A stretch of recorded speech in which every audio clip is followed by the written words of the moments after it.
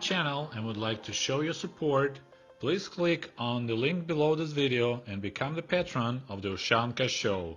For as little as $1, you can help us grow and create the new, interesting videos about the life in Soviet Union.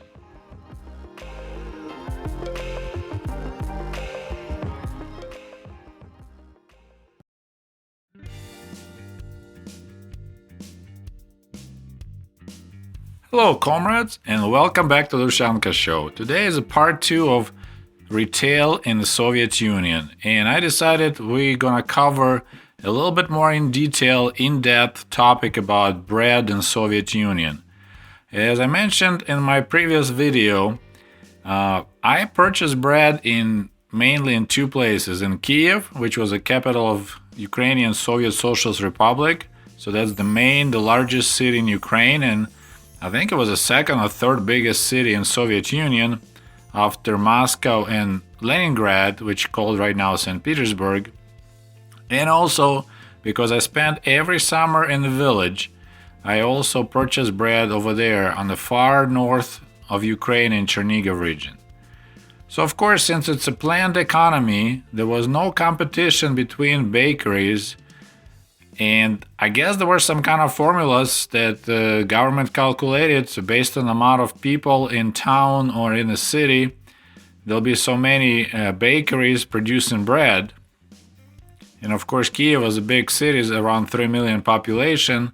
So they had quite a few, and they were probably pretty big bakeries making bread. And I don't remember any shortages of bread in Kiev.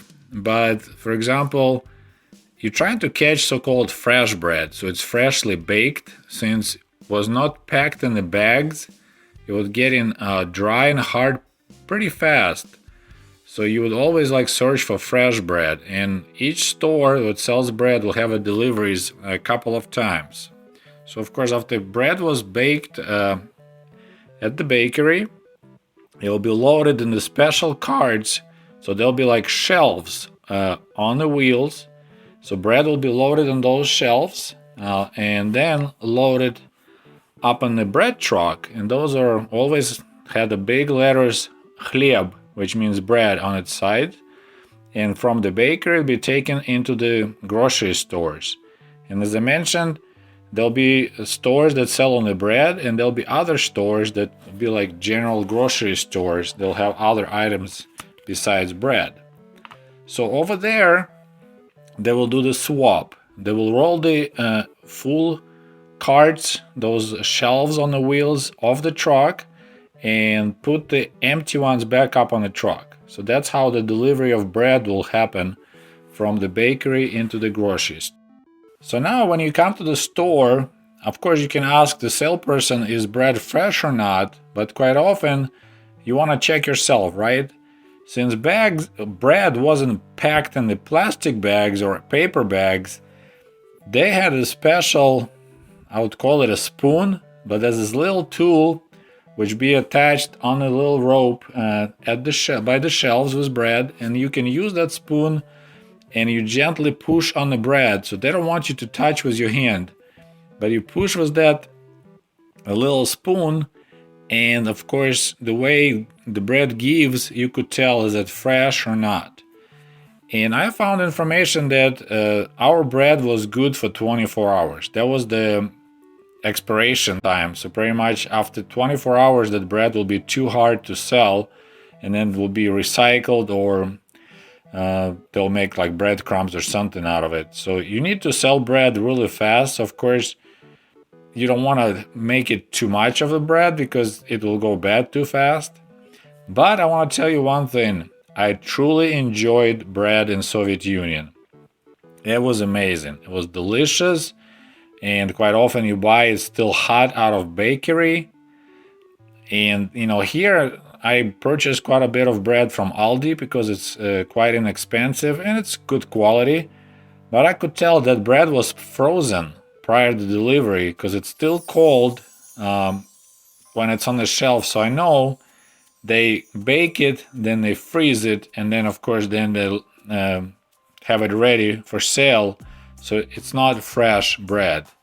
In Kiev, I remember this one of the best memories of my childhood is when mom sends me to buy some bread, and I'll buy it and I carry it home and it's still hot in your hands, and of course you break off a little crust because crust was delicious, and still it's hard, but since it's freshly baked it's soft enough to eat.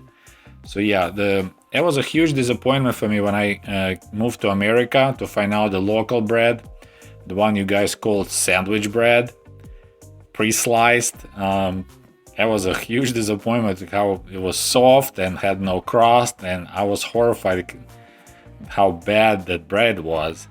Of course, now we have more good bread. They called artisan bread, but this is how the bread was in Ukraine. It was no preservatives, it was always fresh and very, very good and delicious.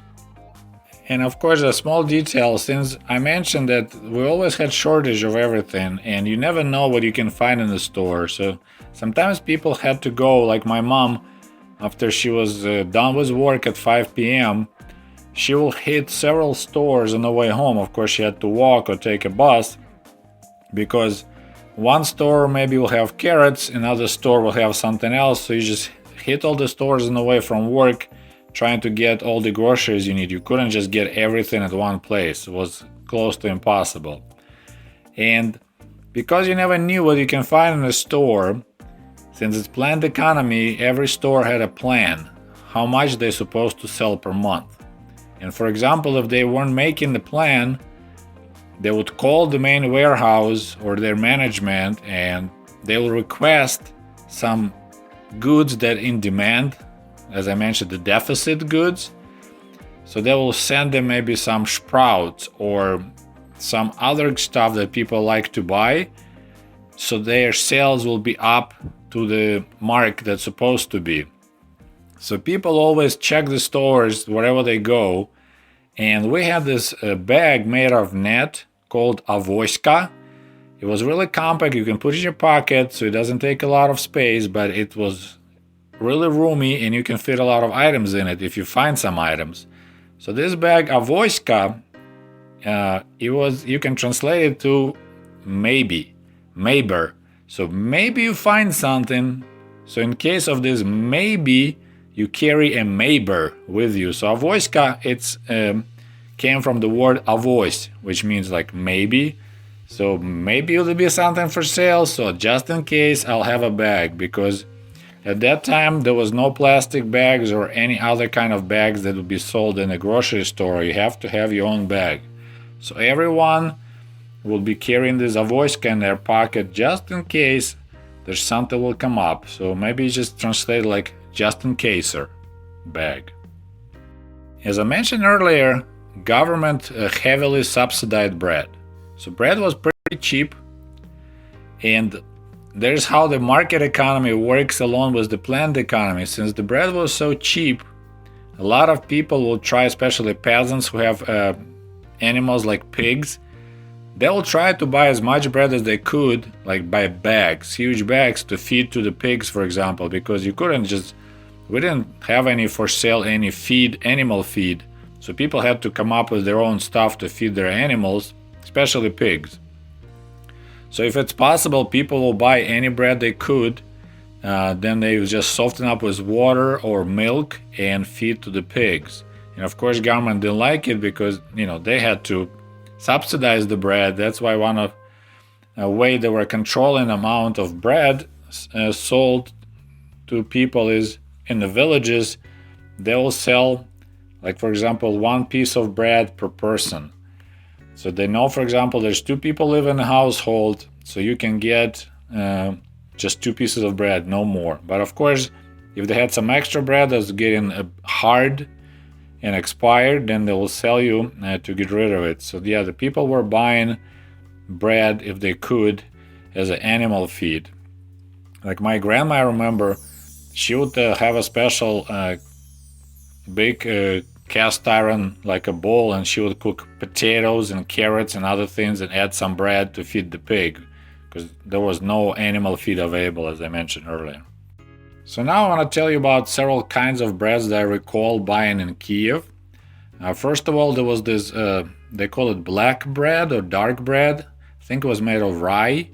It's called Ukrainsky, the Ukrainian bread. It was kind of like a round shape.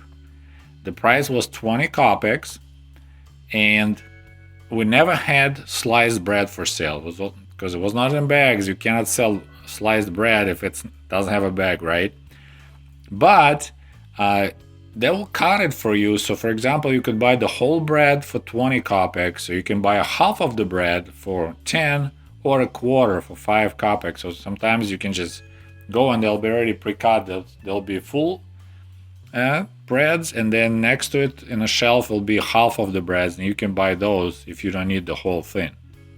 Then we had this bread shaped like a brick, and some people call it a brick, some people call it Ushanka. I used to buy those only in the village. We didn't have them in Kiev. I don't think so, don't recall that. The price was 16 kopecks, and that one would be a white bread, or will be also kind of darker color. So they're a mixture of wheat and rye. And that's the bread buying in the villages. And in the village we had a shortage of bread. I remember it will be delivered to our village in our grocery store 3 times a week. So for example, it will be Monday, Wednesday, and Friday.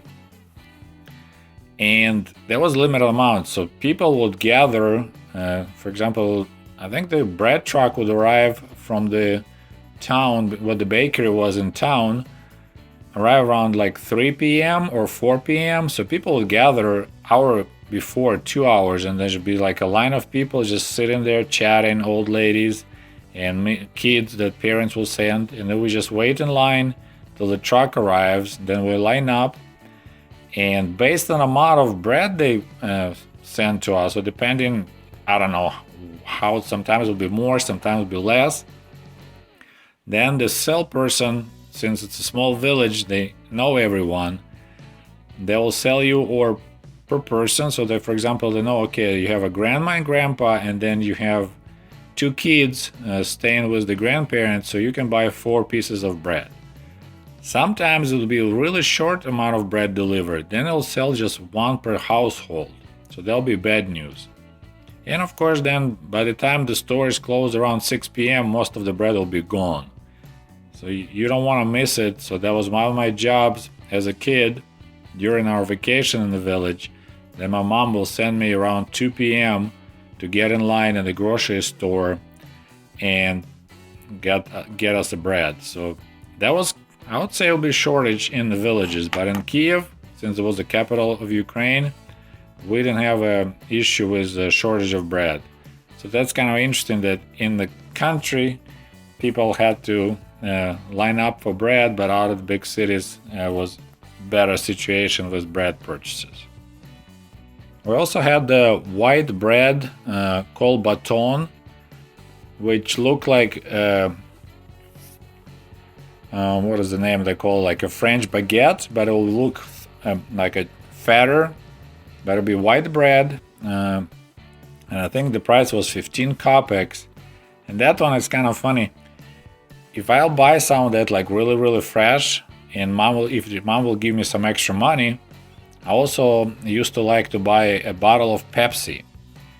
And that'll be a separate story, but in 80s, the only American pop you could purchase in Soviet Union, and it's only in the big cities, it was Pepsi. It was pricey, 30 kopecks per bottle from small 0.33 liter. I think that was the size. The bottle of Pepsi, it's 30 kopecks. So you can buy 2 pieces of bread for the price of 1 small bottle of Pepsi. So you could tell bread was cheap and Pepsi was expensive. And there's a really good story about how the Pepsi ended up being in Soviet Union. But my thing was, I would buy a bottle of Pepsi and that baton, and having that fresh bread with Pepsi, for some reason I thought it was so delicious. Later on, when I found out how bad pop was for you, I quit drinking it, but for quite a while that was my little treat, is get some extra money out of my mom and purchase a bottle of Pepsi so I can have it with a fresh baton. Then we also have a sweet bread. It was had raisins inside and some sugar powder on the top called keks. In the shape, it was also as a buchanka, looked like a brick. And that was a nice sweet bread. It tasted similar to German Stollen that you can buy around here around Christmas. So that was a kind of sweet kind of bread. I don't recall the price, but probably since it had raisins, maybe it was around 20 to 30 kopecks. We also had so-called vatrushka. It was the round pastry, maybe you could call it, and had a baked cottage cheese inside. Not exactly cottage cheese, but we call it tvarog. It's really similar to cottage cheese, and that was also pretty sweet. Of course, I have to mention bubliki, or so-called sushki, and this is a round shape bread, but sometimes had, I guess you would call it was similar to pretzel, but it was a round shape, and it will be sprinkled with poppy seeds, and that was quite delicious. And also we had tiny bubliki, they call them sushki, which would be like really dry, already dry bread, so it's hard to eat it. Usually people will dip it in a tea to soften up and eat it. So that was also another thing you could purchase, and I believe those were like around 5 kopecks a piece. So that's so-called bublik. And we also called some people who were round shape. They said, yeah, he is round as a bublik. My favorite snack when I was a kid would be this little tiny, we call it bulechka. So it'd be like, I think it was this white bread, small size, really cheap, only 3 kopecks. And I guess you can call it a pastry, but it wasn't really sweet. But it was small, cheap, and really delicious. And the only name we used for it was a 3 kopek bread. And I remember one time when we were little kids, there was, that name got so like ingrained in your mind because it's all you call it, just 3 kopecks bread. So one kid ran to us and I was like, hey, how much is that 3 kopek bread? And we all giggled because it's the price of the bread, 3 kopecks. So that was our inside joke for a long time. How much is the 3 kopecks bread? So that was one of our favorite snacks. And also I recall we had this funky shape bread which called plitonka, and that one be kind of white bread with some sweetness to it, and also it was generously sprinkled with poppy seeds. So plitonka I think was around 25 kopecks. So this is the kinds of breads I recall that we were buying.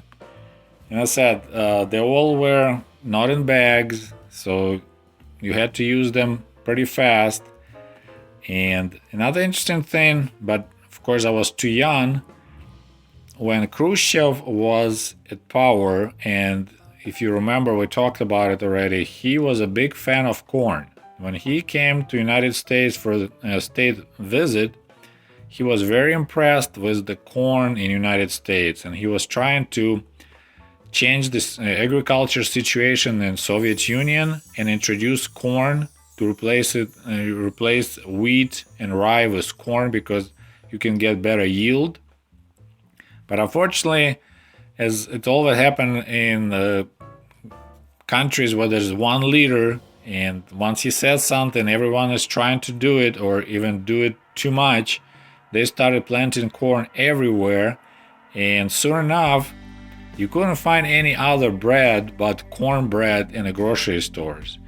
And I remember my parents telling me that people weren't happy with cornbread because it was getting hard very fast. So comparing with regular like wheat bread or rye bread, cornbread, there would be big pieces of cornbread, not like American cornbread. I said, unfortunately, I never had a chance to try it. But my mom, I remember, said that it tastes good, it was delicious, but it was getting hard so fast that by the time it gets to the store and people buy it, it will already be too hard to eat. So this is one of the reasons why Khrushchev got a nickname Kukuruznik, the corn man, And one of the memories that people had, that there was a horrible cornbread, and you couldn't even find normal regular wheat or rye bread. Well, so this is my story about grocery stores in Russia and Soviet Union, and specifically about how the Soviet people were purchasing bread.